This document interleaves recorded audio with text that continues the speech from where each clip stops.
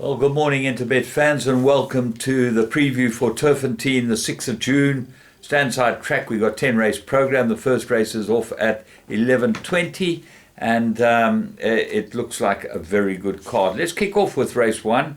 It's 1600 meter for Maiden Plate for the fillies, and it's work riders. So who are the best work riders? Well, Alec Laird's got the best horse in the race, I think, Fireworks, but this guy, Matwa, I don't know that he's that good. So we got to look elsewhere. We got to look at Acorn Alley from the Mike de Kock stable. Got to have a big chance with Chama Mabaya on it. And Joe Gingwisa rides the favourite, Sensine. And I think this is the right horse. Sensine looks like absolutely tailor-made for this race, and I would be going strongly with her to start off your day. Let's go into race 2, Juvenile Plate, and they go 1100 meters. Well, there's the fillies. Dabawi Princess won extremely well, and she looks like she's got some ability. Then she ran third. Due Diligence ran in this as well, and certainly looks like she won a very good 1,000. She should be better over this type of trip. And Greens might be the big improver. She won by a short head, but she was very Greens on that occasion, so look for her to run well. Afternoon twos at T gives them the maidens a bit of weight, and she's got some form. She gets ticking on, so that claim 2.5, that's going to help her. I think it's a tough race. I think you're going to put in a couple of them because you don't know who's going to improve that much, but certainly the winners seem to be the right ones. Race 3, Juvenile Plate, 1100 meters. Portico Scratch, that was very fast, and this race all depends on Mike de Kock's runner, Mount Pleasant. Callum Murray rides it. There's been money for this horse. Watch for follow through. Watch it canter down. That will give you a very good idea. You just really don't know about the rest of them, and we'll have a close look on the canter down. But the ones with exposed form don't look that good to me. So if de Kock's horse can run, it's certainly worth playing, having a go with. Race 4, Maiden Plate, and they go 1600 meters. And this is an interesting race because there's the first leg of your pick 6. There is a carryover. Immeasurable from the Sean Terry yard gets Gavin Larena. Quite interesting to see Gavin Larena get a ride from them, from Sean Terry. And you wonder why. Well, Sunray's ridden by, the first timer is ridden by Lyle Hudson.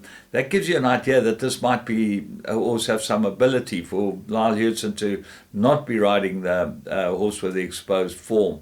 What else is there? Well, Secret Glider, to me, has got a big chance. I think there's a big improver from the Jeff Woodruff stable. I'd put in Crank It Up, Untamed Tiger, and Royal Tiger. I'll put them all into my pick 6, and they're all going in the first leg. Remember, the first timer rule applies. Race 5, Maiden Plate. They go 1600 meters. Absolute 3-cornered contest, or 4-cornered contest. I like Lord Melbourne, the Lucky Hoodlarkus inmate. I think this is the right horse. He looks like a big improver to me, and I think he'll run very well. Take the World ran a very good first-timer. Luke Ferraris rides that. Waltzing L for Erico Verdenies, well worth putting in as well. And Onika Montana might be the other one. If you're looking for a 5th horse, Quest for Gold, definitely worth putting into your play.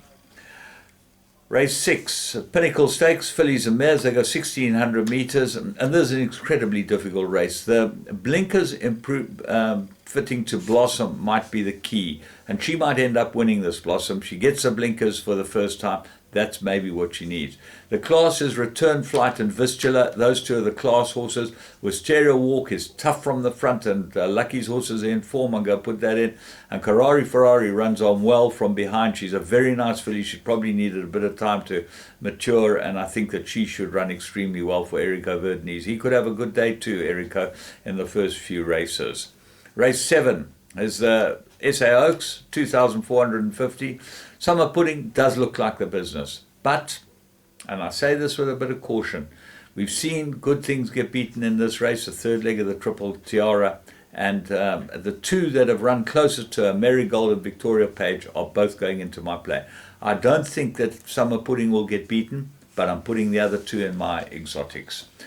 Race 8, the Horse Chestnut, Grade 1, Mike de Kock only put his 3 horses in, and if you're looking for a 4th, Cirillo's the horse to put in. But I think Queen Supreme might be a very big runner. This filly is way behind on the age scale, and that means that she's shown tremendous class to have got where she is. Socrat and Hawam, well, we know how good both of them are, but I'm going to put the 3 horses in. I might put Cirillo in my big perm. Race 9, SA Derby, 2,450 meters. And Got the Green Light has proved that he's good enough to beat anything. If he gets a trip, he'll win. Shango, big danger. You can't hurry love, got closest to Got the Green Light last time, goes into your play. Leopold and Imperial Rumi might be both be big improvers. So for the bigger players, you're going to put them all in.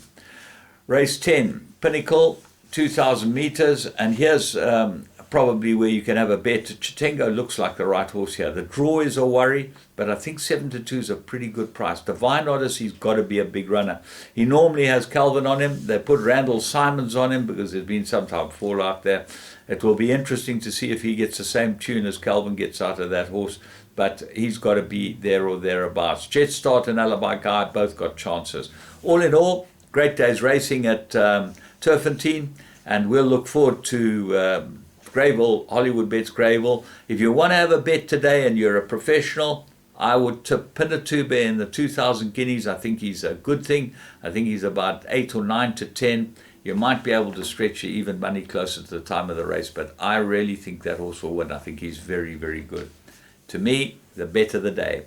From me, James Goodman, and the whole Interbet crew, remember Interbet, no deductions on tote bets. You've got to bet through the tote on Interbet. Well worth getting your account. And there's all types of bonuses over the weekend. Have a great day.